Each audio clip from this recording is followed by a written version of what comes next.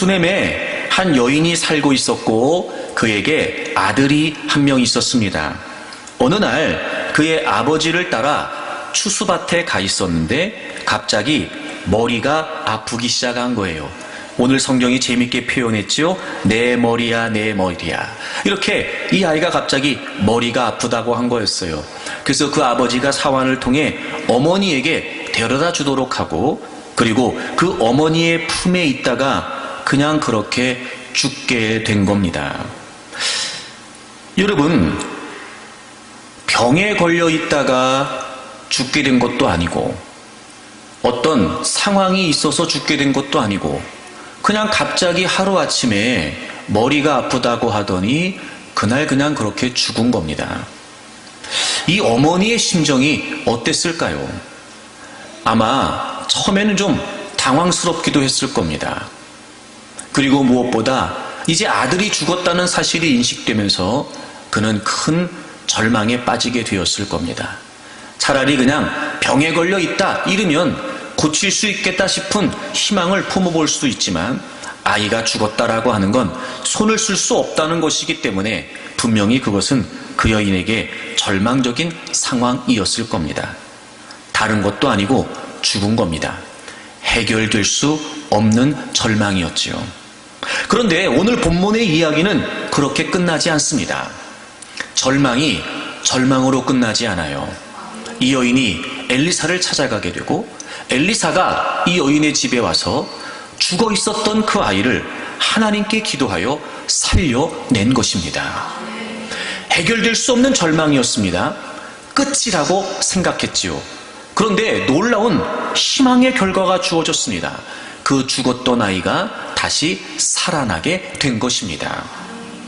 아하, 여러분, 아무리 끝이라고 여겨지는 절망적인 상황도요, 그렇게 절망으로 끝나지 않을 수 있다는 거지요. 우리는 보통 끝이라고 생각해서 절망합니다. 그런데 여러분, 놀라운 사실은 절망도 끝이 아니라는 거였습니다. 해결될 수 없는 절망이었습니다. 그런데요, 그 속에서 기대할 수 없었던 희망을 경험하게 된 것입니다. 절망과 희망 사이에서. 어쩌면 여러분, 우리의 인생은 그런 것 같습니다.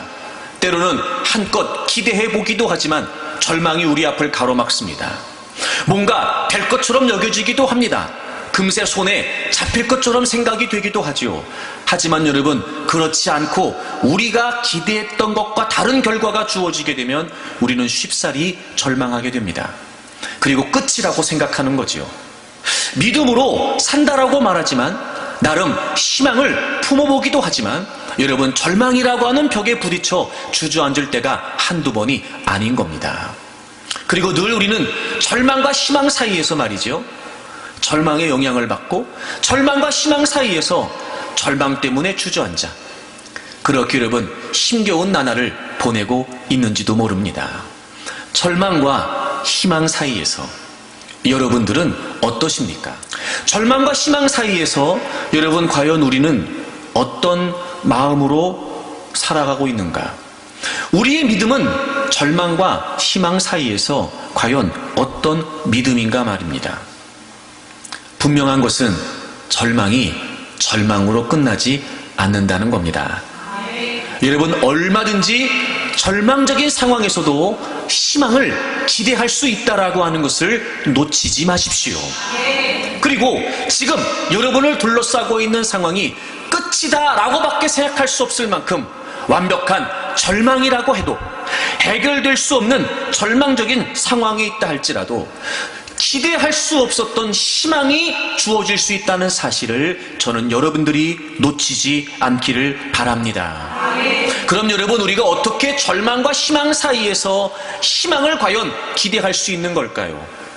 저는 사실 막연하거나 또는 맹목적인 희망을 여러분에게 주고 싶지는 않습니다. 절망과 희망 사이에서 대체 우리가 어떻게 해야 희망적인 결과를 기대할 수 있냐는 겁니다. 먼저 아주 중요한 전제를 여러분에게 말씀드리려고 해요. 다시 말하면 아이가 죽었는데 말입니다. 어떻게 그 죽은 아이가 다시 살아나는 희망적인 결과를 가져올 수 있었을까? 적어도 여러분 오늘 본문을 통해 우리가 반드시 집중해야 될 한 가지 아주 중요한 사실이 기록되어 있습니다. 바로 그 절망적인 상황을 만났던 이 여인의 태도였습니다. 오늘 본문 21절을 보겠습니다. 21절을 보세요. 그의 어머니가 올라가서 아들을 하나님의 사람의 침상 위에 두고 문을 닫고 나왔어요. 자, 여러분 보세요. 아이가 죽었습니다. 갑자기 머리가 아프다고 하더니 아이가 그냥 죽은 겁니다. 일반적이라면 제일 먼저 이 어머니가 뭘 해야 될까요, 여러분? 당연히 아버지에게 알려야 되겠죠. 죽었다는 건 더 이상 손을 쓸 수 없는 상황이기 때문에 이제 죽음 이후에 관해 어떤 것을 준비해야 될지도 모릅니다. 아버지에게 먼저 말해야 되고요. 이 상황에 조치를 취해야 될 거예요. 근데 이 여인은 굉장히 독특합니다. 아버지에게 이야기를 안 합니다. 그리고 그 아들을, 그러니까 정확히 말하면 그 아이의 시신이겠죠. 하나님의 사람의 침상 위에 두고 그리고 문을 닫고 나왔다, 성경이 기록하고 있습니다. 이 문을 닫고 나왔다라고 하는 표현을 우리가 주목해야 됩니다. 문을 닫고 나왔다. 리처드 넬슨이라고 하는 학자가 이 부분에 관해 이렇게 주석을 했습니다. 여인은 그 아이의 죽음을 극적 시간 속에 동결시켜 죽음의 과정이 더 이상 진행되지 못하게 하려고 했다. 문을 닫고 나왔어요. 이 아이의 죽음을 그 속에 탁 가둬놓고 더 이상 그 죽음이라고 하는 상황이 자신의 삶에 영향을 미치지 못하도록, 그 죽음이라고 하는 절망적인 상황이 진행되지 못하도록 그 속에 가둬놨다는 거예요. 여러분 보십시오. 이런 겁니다. 아이가 죽은 것은 막지 못했습니다. 하지만 그 사실이 이 여인의 믿음을 가로막지는 못했던 겁니다. 아이가 죽는 건 어쩔 수 없습니다. 이미 벌어진 일입니다. 본인의 의사와 상관없이. 아이가 죽었다라고 하는 절망적인 상황은 어쩔 수 없이 벌어진 일입니다. 하지만 적어도 그 상황에 영향받고 싶지는 않다는 겁니다. 아이가 죽었다는 사실은 어쩔 수 없지만 그럼에도 불구하고 이 여인은 그 상황에 영향을 받아 그 자리에서 포기하지는 않겠다는 거였습니다. 문을 닫고 나온 겁니다. 그리고 도무지 상식적이지 않습니다. 아버지에게 이야기를 한 것도 아니고, 그래서 그 이후에 어떤 일들을 했던 것이 아니라 그냥 하나님의 사람 엘리야를 찾아갔다는 거예요. 아하, 여러분, 절망적인 상황을 누구나 다 만날 수 있습니다. 하지만 놀라운 사실은요, 누구는 그 절망을 거부하여 믿음을 발휘하지만 오히려 누구는 그 절망적인 상황에 사로잡혀 그 절망적인 상황에 휩싸여 그냥 그대로 포기하는 겁니다. 절망과 희망 사이에서 정말 희망적인 결과를 얻기를 원한다면 우리는 무엇보다 먼저 절망을 거부해야 됩니다. 쉽지 않습니다. 여러분, 아이가 죽었습니다. 그런 이 여인의 마음이 어땠을까요? 이 여인의 심정이 어땠을까요? 아마 하늘이 무너지는 것 같았을 겁니다. 모든 걸 다 잃어버린 심정이었을 겁니다. 하지만 여러분, 이 여인은 지금 그 절망을 거부하고 있는 겁니다. 여기서 주저앉을 수 없다. 이대로 포기할 수 없다. 이대로 끝낼 수 없다. 문을 닫고 나왔습니다. 절망적인 상황을 만났을 때 여러분, 우리의 태도가 중요합니다. 어쩔 수 없어요. 그 상황이 우리에게 주어진 것 말입니다. 그런 절망적인 상황을 만났다는 거 어쩔 수 없습니다. 막을 수 없습니다, 우리가. 하지만 여러분, 그렇다고 하여 우리의 믿음이 가로막히면 안 됩니다. 우리가 제일 중요하게 여길 것은 무엇이냐면, 절망적인 상황을 만났을 때 우리가 기꺼이 그 절망을 거부할 수 있냐는 겁니다. 거기서부터 시작하는 겁니다. 거기서부터. 사랑하는 여러분, 절망과 희망 사이에서 지금 내 눈앞에 펼쳐져 있는 이 절망적인 상황이 끊임없이 우리의 인생을 집어삼키기 위해 도전해 올 것입니다. 스며들지요. 점점 여러분 우리를 잠식해 갑니다. 그 절망이라고 하는 상황이 점점 우리를 꼼짝달싹 못하도록 자꾸 우리를 사로잡아가는 겁니다. 그때 적어도 우리가 살아계신 하나님을 믿는다면 여러분, 우리는 절망을 거부하고 절망을 막아놓고 절망의 문을 닫아놓고 그리고 우리는 믿음의 이성을 되찾아 믿음을 발휘해야 희망적인 결과를 얻어낼 수 있습니다. 쉽지 않겠죠. 물론 여러분, 이건 보통 어려운 일이 아닐 겁니다. 내가 겪어야 되고 내가 부딪혀야 되는 절망이기 때문에 그렇습니다. 하지만 여러분, 절망을 거부해야 됩니다. 거기서부터 시작입니다. 적어도 지금 이 여인은 아이가 죽은 해결될 수 없는 완벽한 절망을 만났지만 지금 이 여인은 그 절망을 거부하고 있습니다. 그리고 발빠르게 자신의 믿음을 발휘하여 절망적인 상황에서도 전혀 기대할 수 없었던 희망의 결과를 만들어낸 것입니다. 사랑하는 여러분, 절망과 희망 사이에서 절망이 더 이상 여러분의 삶에 잠식하지 못하도록, 여러분 앞에 놓여져 있는 그 절망적인 상황들이 더 이상 여러분의 주눅들지 못하도록, 더 이상 여러분의 믿음을 무너뜨리지 못하도록 절망을 거부하십시오. 그래서 이 여인은 아이가 죽은 상황에서요, 문을 닫고 나온 것이 시작이었습니다. 저는 여러분들이 의지적으로라도 절망적인 상황을 거부하면서 이제 여러분이 믿는 살아계신 하나님을 신뢰하는 믿음을 발휘하는 분들이 되기를 바랍니다. 절망과 희망 사이에서. 그러면 여러분, 우리가 절망을 거부하고 어떻게 해야 될까?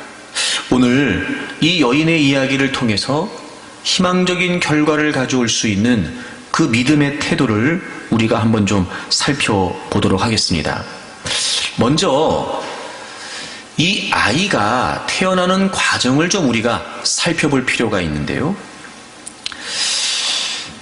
엘리사가 수넴 지역에 내려왔을 때 이 여인이 엘리사를 자신의 집에 초청하여 대접을 하게 됩니다.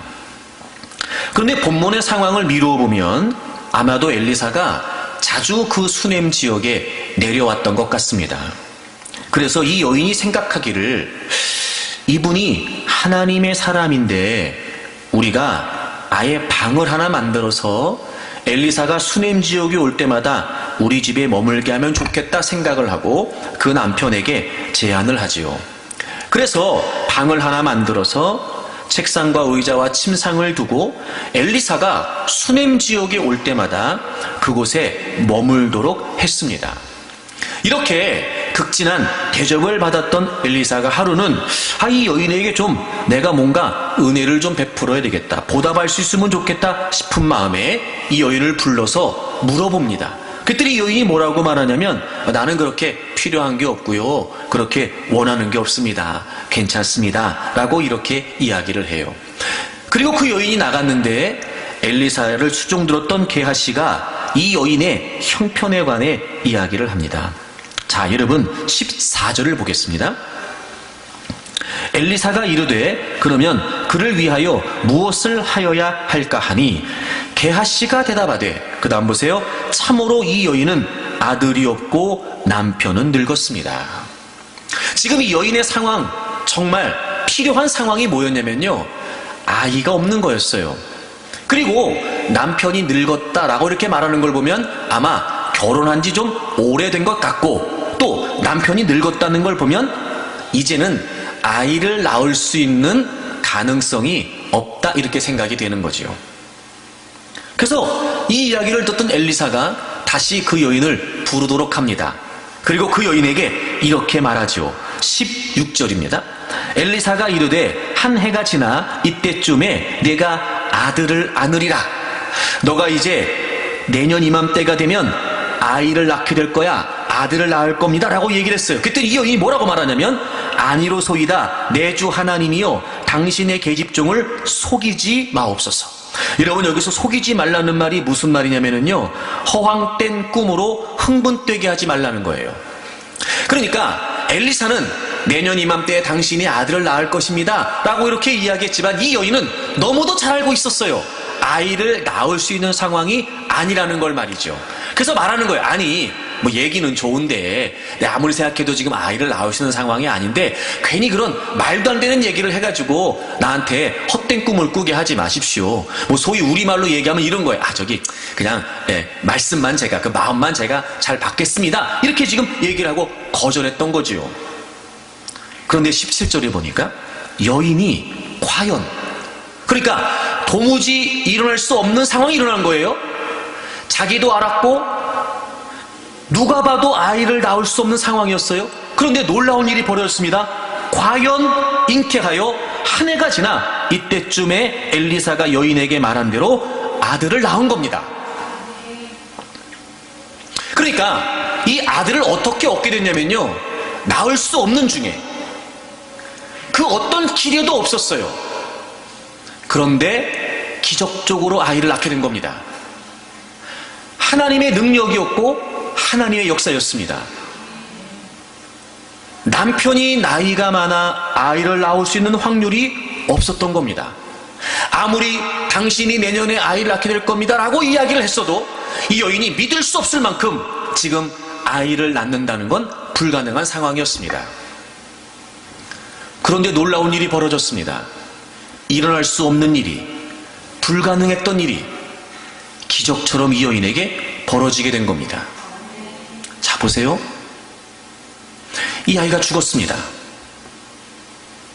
그런데 지금 이 여인은 이 아이의 시신을 엘리사의 침상에 놓고 문을 닫고 나왔습니다. 그리고 하나님의 사람 엘리사를 찾아갑니다. 여러분, 이게 무슨 의미일까요? 절망을 거부하고 지금 이 여인이 어떻게 희망적인 결과를 만들어가고 있는 걸까요?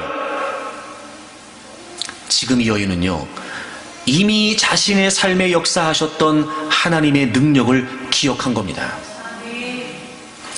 낳을 수 없는 불가능한 상황에서도 아이를 낳았어요. 분명히 하나님의 기적이었고 하나님의 능력이었습니다. 아이가 죽었습니다.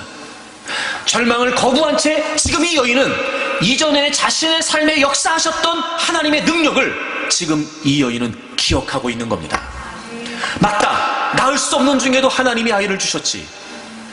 내가 생각해도 불가능한 일이었는데 하나님의 역사로 말미암아 아이를 얻었다. 지금 아이가 죽은 건 절망적인 상황입니다.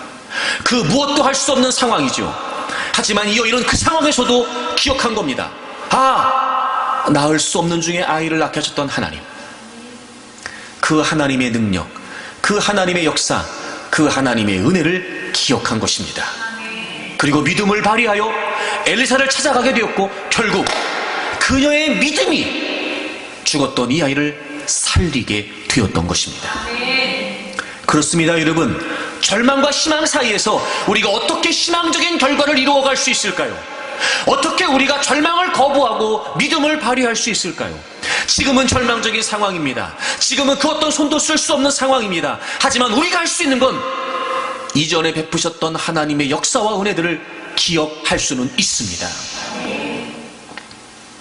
여러분, 이제까지 우리의 삶에 베푸셨던 하나님의 은혜가 없지 않습니다. 이제까지 우리의 삶에 역사하셨던 하나님의 능력이 없지 않습니다. 무엇보다 절망과 희망 사이에서 우리가 해야 될 믿음의 태도는 지금까지 우리의 삶에 역사하셨던 하나님의 은혜들을 기억하는 것입니다. 그리고 희망적인 결과를 기대하는 겁니다. 낳을 수 없는 중에 기적적으로 아이를 낳게 하신 하나님께서 그 죽은 아이를 살리실 수 있었던 거죠. 생명을 주셨던 그 하나님께서 생명을 살리실 수도 있었던 겁니다. 비록 이 여인 앞에 펼쳐져 있는 상황은 포기할 수밖에 없었고 절망할 수밖에 없었고 좌절할 수밖에 없었던 상황이었지만, 하지만 이 여인은 거기에 주저앉지 않은 겁니다. 불가능한 상황에서도 생명을 주셨던 하나님을 기억해내고 그 하나님을 믿는 믿음으로 매달리기 시작합니다. 결국 하나님은 그 생명을 살려주셨습니다. 이전에 베푸셨던 하나님의 은혜, 지금까지 우리의 삶을 이끄셨던 하나님의 놀라운 역사와 능력들, 여러분, 지금 여러분이 절망적인 상황에 놓여 있다면 비로소 지금이 바로 그 은혜를 기억해야 될 때입니다. 모두가 다 안 된다고 했던 상황에서 하나님이 되게 하신 은혜가 있었습니다. 과연 이 문제를 기도한다고 하나님이 역사해 주실까 싶었던 상황에서도 우리가 하나님께 엎드려 부르짖었을 때 하나님은 그 기도를 통해 응답해 주셨습니다. 내가 이 상황을 또 극복해낼 수 있을까? 몇 번이라도 포기하고 싶었던 상황이었지만 하나님은 그런 중에도 은혜를 베푸셔서 여러분, 우리를 이 자리까지 이끌어 주셨습니다. 씻을 수 없는 상처 때문에 더 이상 내가 내 인생을 살아갈 수 있을까? 라고 싶은 생각이 드는 상황도 있었지만 하나님의 위로와 하나님의 치유로 말미암아 오늘 이 자리까지 우리가 삶을 이어올 수 있었습니다. 다시는 회복할 수 없을 것 같았던 큰 실패를 만나기도 했지만 과연 그 누군가도 재기할 수 있을까? 저 사람이 다시 일어설 수 있을까? 싶었던 절망적인 상황이 우리에게 없었던 건 아니었으나 우리를 다시 회복하시고 일으켜 세우셨던 하나님의 은혜가 있어 오늘도 이 자리에 우리가 있을 수 있었던 겁니다. 이전에 베푸셨던 하나님의 은혜, 도무지 뛰어넘을 수 없던 문제라고 여겼던 그 상황도 뛰어넘게 하시고 도무지 감당할 수 없을 것 같았던 그 상황도 하나님은 감당하게 하셨으며, 내가 맞설 수 없고 이길 수 없는 것 같았던 문제였지만 하나님은 맞서 이기게 하셔서 오늘 이 자리까지 우리가 오게 하셨습니다. 지금까지 베푸셨던 하나님의 은혜를 기억하십시오. 절망과 희망 사이에서 여러분, 절망을 거부해야 됩니다. 그리고 우리는 믿음을 발휘해야 됩니다. 이 절망이라는 게 얼마나 우리에게 치명적이냐면요, 이전에 하나님께서 우리에게 베푸신 은혜가 없었던 게 아니었는데도 불구하고 그 모든 하나님의 은혜와 능력들을 망각하게 만드는 거예요. 잊어버리게 만드는 거예요. 그리고 우리의 믿음의 이성이 마비가 되어서 이전에 역사하셨던 하나님의 능력을 기억하여 지금 절망적인 상황에서 하나님을 신뢰하지 못하게 만드는 겁니다. 그리고 그 절망이라는 상황 때문에 주저앉게 만들고 그 절망이라는 상황 때문에 기운 빠지게 만드는 거예요. 여러분, 절망을 거부해야 됩니다. 그리고 이제까지 여러분의 삶에 역사하셨던 하나님의 놀라운 은혜들을 기억하십시오. 더 하나님을 신뢰할 수 있을 것이며 더 하나님을 기대할 수 있을 것입니다. 사실 여러분, 생각해보면 지금 우리가 절망이라고 생각하는 그 문제보다 더 큰 문제들도 사실은 많이 있었어요. 더 어려운 문제들도 많이 있었습니다. 단 하나님의 은혜로 그 모든 문제들을 견디고 넘어서서 이 자리까지 온 것이고, 지금 내가 만나고 있는 이 상황이 제일 우리에게 크게 느껴지는 것뿐이죠. 그러므로 여러분, 우리는요, 어떤 절망적인 상황에서도 우리의 믿음의 이성이 마비되지 않도록 하나님의 은혜를 자꾸 기억해야 됩니다. 우리는 삶에서 우리에게 주어지는 영향력이 너무 크게만 느껴지는 거예요. 그래서 우리는 자꾸 하나님의 약속을 기억해야 되고, 내 눈에 보여지는 상황으로 이해하려고 하면 안 되고, 하나님이 우리에게 약속하신 그 놀라운 하나님의 약속을 가지고 자꾸 우리가 하나님을 기억하려고 해야 됩니다. 여러분, 다른 건 다 잊어도 좋은데요, 이것만큼은 잊지 않아야 됩니다. 여러분, 이사야를 찾아보겠습니다. 이사야 44장을 보세요. 이사야 44장 21절과 22절을 보겠습니다. 이사야 44장 21절을 보세요. 야곱아 이스라엘아 이 일을 기억하라. 너는 내 종이니라. 내가 너를 지었으니 너는 내 종이니라. 이스라엘아 너는 나에게 잊혀지지 아니하리라. 하나님이 우리를 향해 이 일을 기억하라고 말씀하세요. 뭘 기억하는 거냐면요, 우리가 하나님에게 잊혀지지 않는다는 거예요. 하나님에게 우리는요 잊혀지지 않는 존재입니다. 우리가 그 어떤 상황에 있어도 하나님은 우리를 잊으신 게 아니에요. 반드시 우리는 하나님에게 기억되는 존재입니다. 그러므로 우리는 어떤 상황에서도 다 잃어버렸다고 여겨지는, 버림받았다고 여겨지는, 끝이라고 여겨지는 상황에서도 하나님은 나를 잊지 않으시고 있다는 사실을 기억해야만 합니다. 근데 우리는 우리 눈에 보여지는 상황을 가지고 확인하려고 하는 거예요. 사실은 그렇지 않습니다. 우리가 잊혀지지 않았다는 건 우리가 만나고 있는 상황 때문이 아니라 하나님께서 두 가지 이유를 제시하세요. 첫째가 뭐냐면 내가 너를 지었다는 거예요. 여러분, 하나님이 여러분을 지으셨습니다. 그러니 하나님이 우리를 잊으실 리가 없어요. 하나님이 우리를 만드셨는데 어떻게 하나님이 우리를 잊으시겠냔 말입니다. 두 번째 22절을 보세요. 내가 내 허물을 빽빽한 구름같이 내 죄를 안개같이 없이 하였으니 너는 내게로 돌아오라. 내가 너를 구속하였음이니라. 여러분, 하나님이 우리를 구속해 주셨어요. 하나님이 우리를 지으셨고 하나님이 우리를 구속해 주셨습니다. 그러므로 하나님이 우리를 잊으실 리가 없어요. 우리가 자꾸 잊는 겁니다. 내가 지금 절망적인 상황에서 마치 하나님의 은혜가 끊어진 것처럼, 내가 절망적인 상황에서 하나님도 나를 포기하신 것처럼, 내가 지금 만나고 있는 절망적인 상황에서 하나님의 은총이 없어진 것처럼, 그렇지 않습니다. 그 어떤 상황에도 불구하고 하나님이 우리를 지으셨다는 것, 그리고 하나님이 우리를 구원하셨다는 것, 여러분, 그 두 가지 이유로 하나님은 우리를 잊지 않으십니다. 그러므로 우리는 절망적인 상황에서도 우리가 믿음을 발휘할 수 있는 이유가 뭐냐면 나는 여전히 하나님께 기억되는 존재라는 거예요. 여러분, 그걸 잊으면 안 됩니다. 하나님은 여러분을 잊지 않으세요. 하나님은 우리를 잊지 않으세요.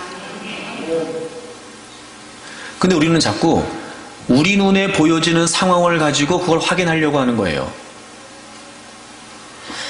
하나님이 우리를 지으셨다는 것, 그리고 하나님이 우리를 구속하셨다는 것, 여러분, 이 두 가지로 하나님은 우리를 잊지 않으세요. 이 잊지 않으신다는 게 무슨 의미냐면 우리가 생각하는 의미에서 그냥 우리를 기억하시나 보다 라고 하는 차원이 아니라 하나님이 우리를 만드셨다는 것과 하나님이 우리를 구원하셨다라고 하는 이 두 가지 의미 때문에 하나님이 우리를 잊지 않으신다는 게 무슨 말이냐면요, 하나님이 우리와 함께 하신다는 거예요. 자, 여러분 43장을 가보실래요? 43장을 가보세요. 1절을 보시면 이사야 43장입니다. 야곱아, 창조하신 여호와께서 지금 말씀하시느니라. 이스라엘아, 너를 지으시니가, 나왔죠? 지으시니가 말씀하셨느니라. 너는 두려워하지 말라. 내가 너를 구속하였다. 지으셨다 나왔어요. 구속하셨다 나왔어요. 그리고 뭐라고 말씀하시냐면 두려워하지 말라고 말씀하셨어요. 내가 너를 구속하였고 내가 너를 지명하여 불렀나니 너는 내 것이다. 2절 보세요. 네가 물 가운데로 지날 때에 내가 너와 함께 할 것이다. 여러분, 우리를 지으셨고 우리를 구속하셨어요. 그리고 하나님이 우리에게 두려워하지 말라고 말씀하시면서 뭐라고 약속하시냐면 내가 너와 함께 한다는 거예요. 여러분, 하나님이 우리를 잊지 않으신다는 건 어떤 의미냐면 하나님이 우리와 함께 하신다는 거예요. 절망적인 상황을 만나 그 절망 때문에 주저앉아 포기하게 되는 이유는요, 우리는 감당하지 못하지만 우리와 함께 하시는 하나님이 어떤 분이신지를 자꾸 놓치는 거예요. 나를 만드신 분, 나를 구원하신 분, 여러분, 그 하나님은요, 우리가 만나고 있는 그 어떤 절망적인 상황과 문제보다 크고 위대하신 분입니다. 우리가 그 하나님을 주목하지 못하는 거예요. 여러분, 잊지 마십시오. 하나님이 우리를 만드셨고 하나님이 우리를 구속하셔서 하나님은 우리와 함께 하십니다.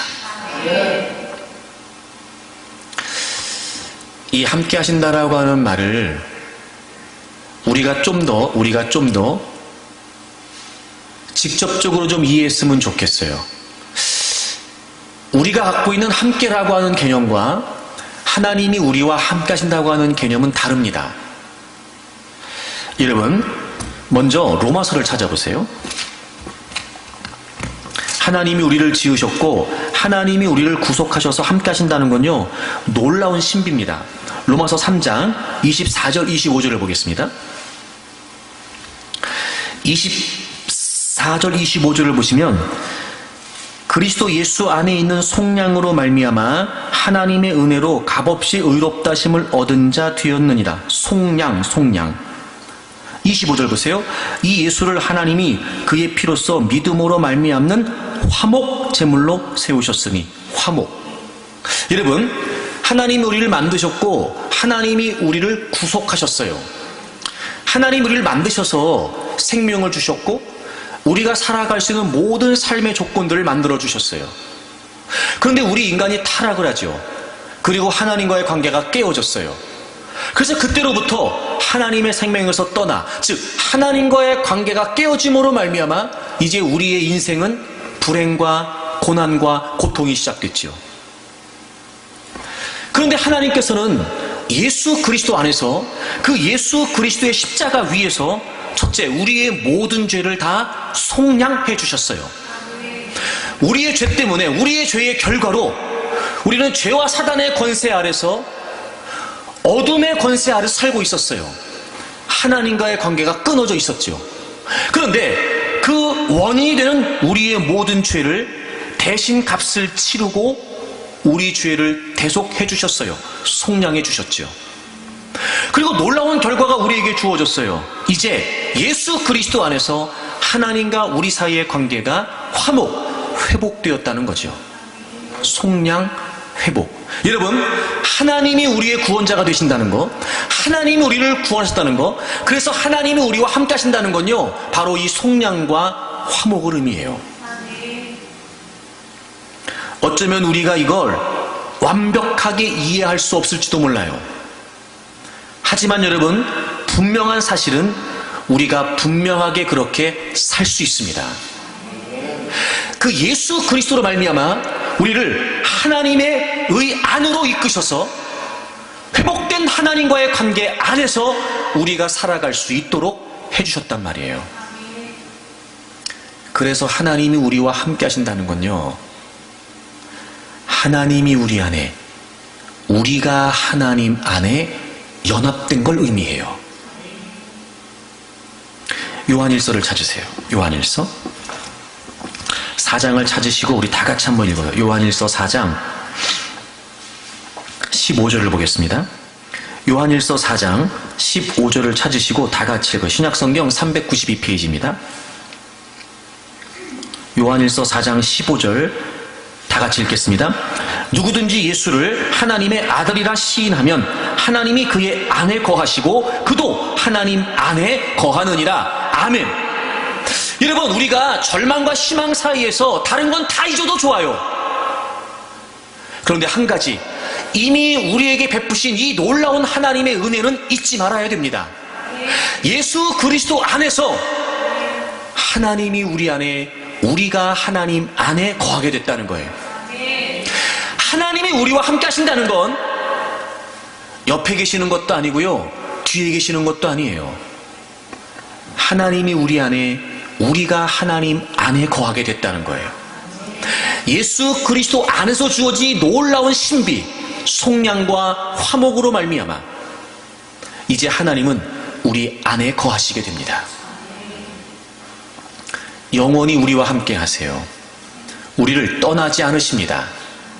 그러므로 여러분, 우리가 놓치지 말아야 될 사실은 이 땅에서 모든 그리스도인들이 살아가는 진정한 삶의 힘, 진정한 삶의 근원이 어디 있냐면 바로 이 속량과 화목이 있습니다. 우리가 하나님 안에, 하나님이 우리 안에. 여러분, 이 분명한 은혜를 우리가 잊지 않는다면 어떤 절망적인 상황에서도 우리는 믿음을 발휘할 수 있게 됩니다. 근데 우리가 아주 중요한 믿음의 근원을 놓치고 사는 거예요. 물론 이해합니다. 우리 눈에 보이거든요. 끝이라는 게 우리 눈에 보이거든요. 더 이상 힘을 쓸 수 없고 더 이상 그 어떤 방법도 동원할 수 없다는 게 느껴지거든요. 그래서 우리에겐 절망이죠. 하지만 여러분, 그 절망에 우리가 좌우되지 않아야 됩니다. 그 절망에 우리가 물들어 버리면 안 됩니다. 그래서 절망을 거부하시라는 거예요. 그리고 우리에게 이미도 베풀어 주신 속량과 화목의 은혜를 잊지 마세요. 하나님이 우리 안에, 우리가 하나님 안에 거한다는 겁니다.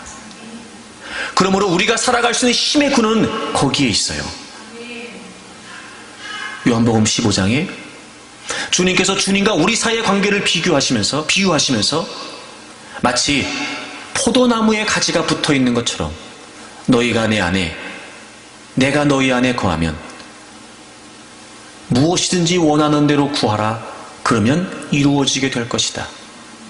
그러나 단 포도나무에서 가지가 떨어져 나가면 살 수 없는 것처럼 너희가 나를 떠나서는 아무것도 할 수 없다 말씀하셨어요. 절망적인 상황에서 중요한 것은 주님이 내 안에, 내가 주님 안에 거하신다라고 하는 이 믿음을 놓치지 않는 겁니다.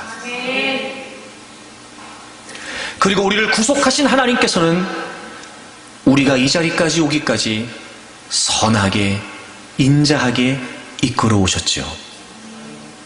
다윗이 고백하는 것처럼 내가 사망의 음침한 골짜기로 다닐지라도 해를 두려워하지 않는 것은 주께서 나와 함께 하심이라. 사망의 음침한 골짜기, 죽음의 그림자가 드리우는 그런 절망적인 상황을 우리가 만날 수도 있습니다. 하지만 다윗은 고백합니다. 주께서 나와 함께 하시기 때문에 내가 두려워하지 않는다는 거예요. 주의 지팡이와 주의 막대기가 나를 보호하신다는 거예요. 하나님이 함께 하신다는 거. 그래서 하나님은 우리에게 잊지 말고 기억하라고 하신 거예요. 그 어떤 절망적인 상황에서도 하나님은 우리를 버리지 않으시고, 그 어떤 절망적인 상황에서도 하나님은 우리를 잊으신 것이 아니었고, 오히려 우리가 그 상황에 영향을 받고 오히려 우리가 그 상황 때문에 좌우되면서 우리 안에 거하시는 하나님을 놓치고 있을 뿐, 하나님은요 우리를 떠나신 적이 없었습니다. 그 어디에도 우리의 힘은 없습니다. 상황이 좀 나아진다고 하여 우리가 소망을 품을 수 있을까? 아니요, 그렇지 않습니다. 그 상황이 늘 내가 원하던 대로 주어지던가요? 그 상황이 늘 내가 기대하던 대로 주어지던가요? 지금 절망적인 상황을 넘어가게 되면 그 다음에 늘 희망적인 상황만 주어지던가요? 그렇지 않습니다. 그래서 여러분, 그 어떤 절망적인 상황에서도 우리는 절망을 거부하고 믿음의 이성을 발휘해야 됩니다. 기억하는 겁니다. 기억하는 겁니다.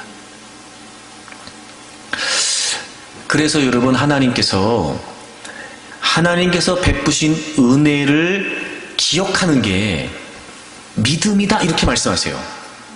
여러분, 시편 78편을 좀 가보겠습니다. 시편 78편을 가보세요, 여러분. 먼저 몇 절을 보시냐면 52절을 보세요. 52절 보세요. 하나님이, 여기서 그는 하나님이세요. 자기 백성은 이스라엘이에요.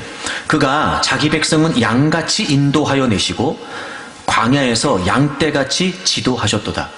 그러니까 이스라엘 백성들이 40년 출애굽 이후에 40년 광야 생활하는 동안 하나님이 그들을 양같이 인도하셨고 양떼같이 지도하셨대요. 53절 보세요. 그들을 안전히 인도하시니 그들은 두려움이 없었어요.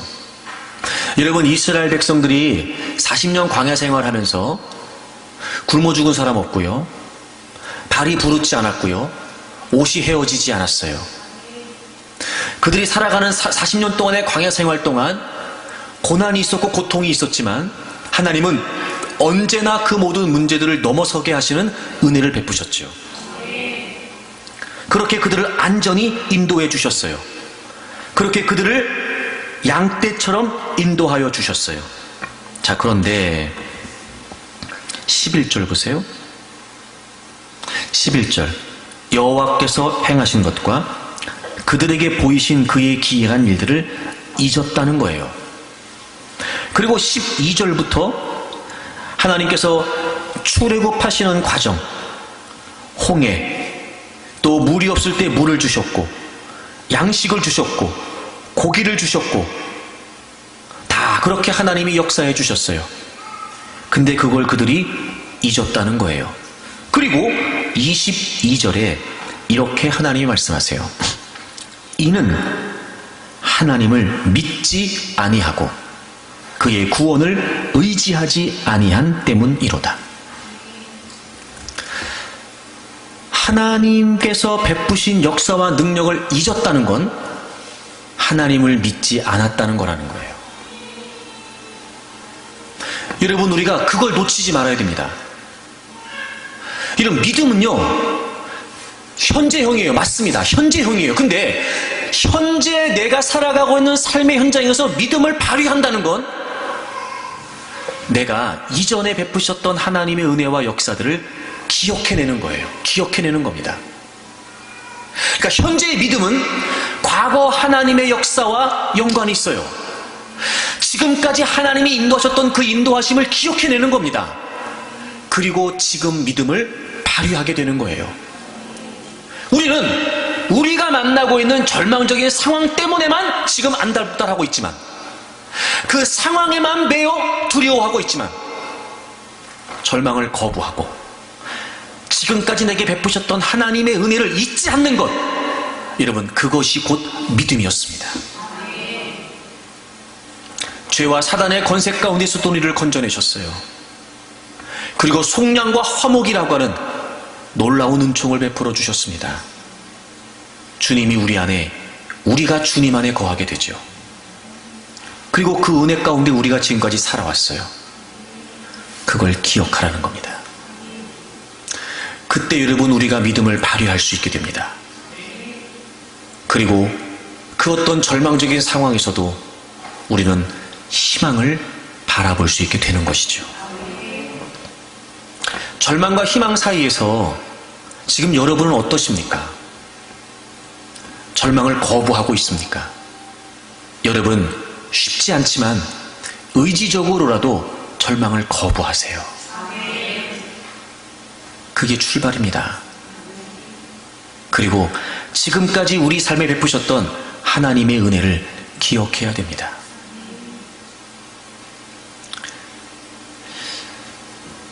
그래서 우리는 하나님이 나와 함께 하신다라고 하는 사실을 신뢰하고 그 절망의 영향력으로부터 벗어나야 됩니다. 그래야 믿음이 발휘가 돼요. 그래야 하나님께서 주시는 그 놀라운 희망의 역사들을 우리가 바라볼 수 있게 됩니다. 저는 하나님이 우리와 함께 하신다라고 하는 이 얘기를 들을 때마다, 생각할 때마다 떠오르는 장면이 하나 있어요. 제가 전에도 한번 말씀드린 적이 있었는데요. 마가복음 4장에 보면 예수님께서 제자들과 함께 배를 타시고 바다를 건너가세요.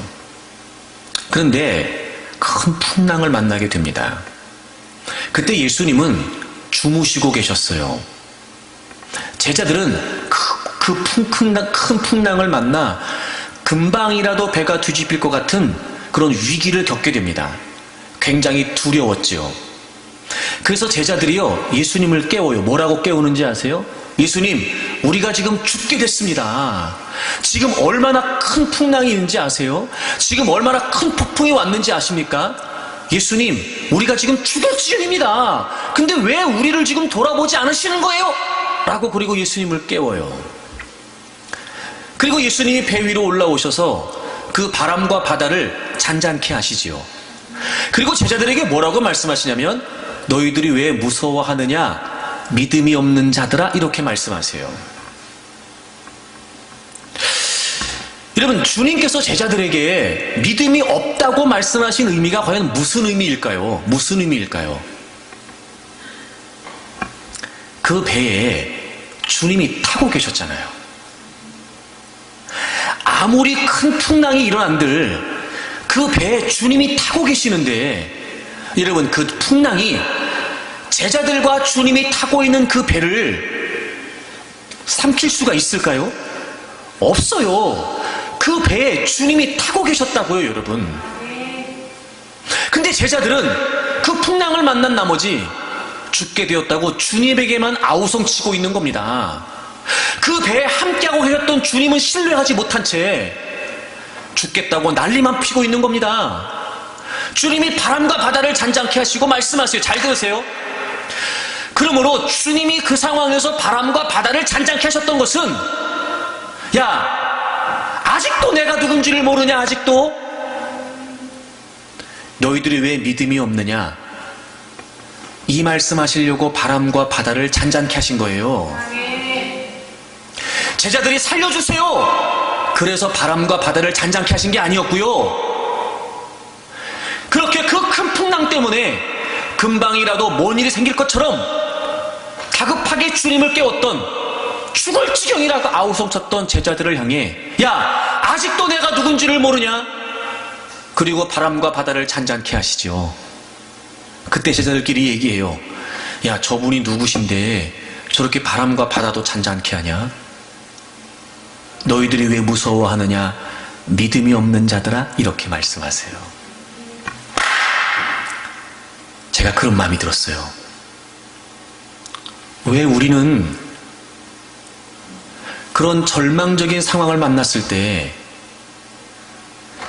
내가 주님이 나와 함께 하신다라고 하는 이유 때문에 왜 주님에게만 우리가 만나고 있는 풍랑이 크다고 말할 수밖에 없는 걸까? 지금 주님이 나와 함께 하시니까 오히려 그 풍랑을 향해서 나와 함께 하시는 주님이 얼마나 크고 위대한 분이신지를 왜 선포하지 못하는 걸까? 그래, 우리가 만나고 있는 상황이 절망적인 상황인 거 맞습니다. 하지만 변함없는 사실은 주님은 우리와 함께하고 계십니다. 우리를 지으셨고 우리를 창조하셨어요. 우리를 구속하셨다고요. 그리고 그걸 잊지 말라고 말씀하셨어요. 주님이 우리와 함께 하신다고요. 주님이 우리와 함께 하신다고요. 그런데 우리는요, 우리가 만나고 있는 절망적인 상황 때문에 자꾸 주님만 깨우는 겁니다. 마치 주님이 뭔가를 하지 않으셔서 우리가 지금 이런 절망적인 상황에 있는 것처럼, 마치 나와 함께 하시는 하나님을 신뢰하지 못한 채 당장이라도 내 인생이 뒤집어질 것처럼. 아니요, 그렇지 않아요, 여러분. 분명히 예수 그리스도 안에서 우리를 하나님의 의로우심 안으로 이끌어 주셨고, 주님이 우리 안에, 우리가 주님 안에 영원히 우리와 함께 하시는 이 놀라운 임마누엘의 은혜를 이미 우리에게 주고 계십니다. 그러니 우리는 주님께만 우리가 만난 풍랑이 얼마나 크다고 이야기할 게 아니라 오히려 나와 함께 하시는 하나님을 신뢰하고, 그 어떤 풍랑을 만났다 할지라도, 그 어떤 절망적인 상황을 만났다 할지라도 나와 함께 하시는 주님이 그 모든 절망을 희망으로 바꾸실 수 있는 크고 위대하신 분이라는 걸 선포할 수 있어야 됩니다. 하나님은 여러분과 함께 하십니다. 잊지 마십시오. 예수 그리스도 안에서 우리에게 베풀어 주신 이 놀라운 속량과 화목의 은혜, 이스라엘 백성들을 광야 생활 동안 양같이 안전하게 인도하셨던 그 놀라운 하나님의 선하심과 인자하심, 분명히 우리에게도 있었습니다. 잊지 마십시오. 그리고 두려워하지 마십시오. 겁내지 마십시오. 주저앉을 거 없습니다. 포기할 것도 아닙니다. 여러분, 이제부터 여러분과 함께 하신 하나님을 잊지 마세요. 그래서 여러분에게 베푸셨던 하나님의 은혜를 잊지 마십시오. 그리고 오히려 그 절망적인 상황을 향해 선포하십시오. 마치 이 여인이 아이의 시신을 엘리사의 침상에 두고 문을 닫고 나왔던 것처럼, 여기서 그만. 마치 그렇게 아이가 죽은 절망적인 상황에 선포라도 하듯이 문을 닫고 나왔던 것처럼, 이제 우리를 둘러싸고 있는 절망적인 상황에 믿음으로 선포하는 겁니다. 우리의 하나님은 크시다. 우리의 하나님은 위대하시다. 나를 창조하시고 나를 구속하신, 나를 잊지 않으신 하나님, 영원히 변함없이 내 안에 나와 함께 하시는 그 하나님은 크고 위대하시다. 어떤 문제보다, 어떤 절망보다, 그 어떤 완벽한 절망이라 할지라도, 그 어떤 문제로도 해결될 수 없는 완벽한 절망이라 할지라도 우리가 기대조차 할 수 없는 희망을 만들어내시는 크고 위대하신 하나님, 지금도 살아계시는 나의 하나님, 여러분, 그 하나님을 믿음으로 선포하는 겁니다. 절망과 희망 사이에서 더 이상 여러분 그 절망 때문에 힘들어할 이유가 없습니다. 그 절망에 영향받고 그 절망에 잠식되어가면서 그 절망 때문에 주저앉아 있을 이유가 없습니다. 하나님은 우리와 함께 하십니다. 변함없이. 이제 여러분에게 베푸신 하나님의 은혜를 기억하고 믿음을 발휘하세요. 살아계신 하나님, 여러분과 함께 하신 하나님을 신뢰하고 그 모든 상황을 향해 믿음으로 선포하십시오. 하나님께서 반드시 우리의 믿음을 통해 놀라운 역사들을 베풀어 주시리라고 믿습니다. 우리 찬양 하나 할까요? 오늘 말씀을 기억하면서 나는 믿네, 우리 찬양하겠습니다. 내게 허락하신 시련을 통해 나의 믿음 더욱 강하게 자라나고, 험한 산과 골짜기 지나는 동안 주께 더 가까이 나를 이끄시네. 내가 겪는 시험이 어렵고 힘겨워도 내 주님보다 크지 않네. 내 앞에 바다가 달라지지 않으면 주가 나로 바다 위 걷게 하리. 나는 믿네. 주의 능력으로 내 삶 새롭게 하리. 나는 믿네. 주의 능력으로 담대히 나가리라. 주와 함께 싸워 승리하리라. 날마다 믿음으로 나 살아가리. 내게 허락하신 시련을 통해 나의 믿음 더욱 강하게 자라나고, 험한 산과 골짜기 지나는 동안 주께 더 가까이 나를 이끄시네. 내가 겪는 시험이 어렵고 힘겨워도 내 주님보다 크지 않네. 내 앞에 바다가 갈라지지 않으면 주가 나로 바다 위 걷게 하리. 나는 믿네. 주의 능력으로 내 삶 새롭게 되리. 나는 믿네. 능력으로 담대히 나아가리라. 주와 함께 싸워 승리하리라. 날마다 믿음으로 나 살아. 나는 믿네, 나는 믿네. 주의 능력으로 내 삶 새롭게 되리. 나는 믿네. 주의 능력으로 담대히 나아가리라. 주와 함께 싸워 승리하리라. 날마다 믿음으로 나 살아가리.